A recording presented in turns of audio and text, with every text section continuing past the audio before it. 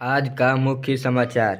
आपदा प्रबंधन संशोधन विधेयक 2024 पारित। संसद ने आपदा प्रबंधन संशोधन विधेयक 2024 को मंजूरी दे दी है। इसका मकसद आपदा से निपटने की तैयारी, प्रतिक्रिया और पुनर्वास की प्रक्रिया को तेज करना है। अब राष्ट्रीय और राज्य स्तर पर आपदा प्रबंधन की योजना बनाने का अधिकार होगा। गृह मंत्री अमित शाह ने कहा कि सरकार रिएक्टिव रिस्पॉन्स से प्रोएक्टिव रिस्क रिडक्शन की ओर बढ़ रही है, जिसमें एआई आधारित रियल टाइम मॉनिटरिंग और सोशल मीडिया अलर्ट सिस्टम पर जोर दिया जाएगा। बॉयलर्स बिल 2024 को मंजूरी। लोकसभा ने बॉयलर्स विधेयक 2024 को मंजूरी दे दी है। इससे 1923 का पुराना कानून समाप्त हो जाएगा। इस कानून के तहत बॉयलर निर्माण और निरीक्षण प्रक्रिया को एकरूप बनाया जाएगा ताकि सुरक्षा सुनिश्चित हो सके। राज्यसभा में जज यशवंत वर्मा के घर से नकदी बरामद होने पर चर्चा। राज्यसभा के सभापति जगदीप धनखड़ ने विभिन्न नेताओं के साथ बैठक की।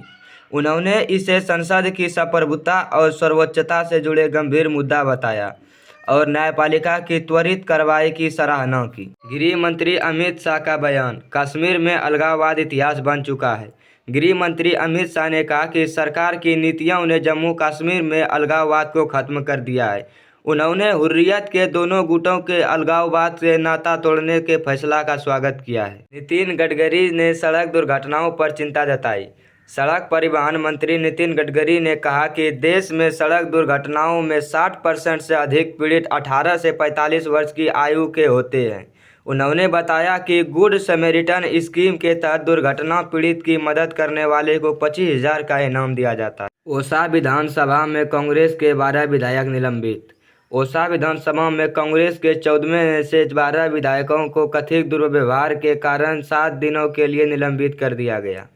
दिल्ली सरकार का बजट 32% बढ़ा।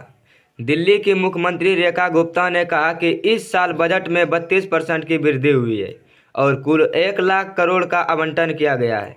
शिक्षा क्षेत्र में 17% की बढ़ोतरी की गई है, जबकि महिला समृद्धि योजना के लिए 51,000 करोड़ आवंटित किया गया है। छत्तीसगढ़ में माओवादी मुठभेड़।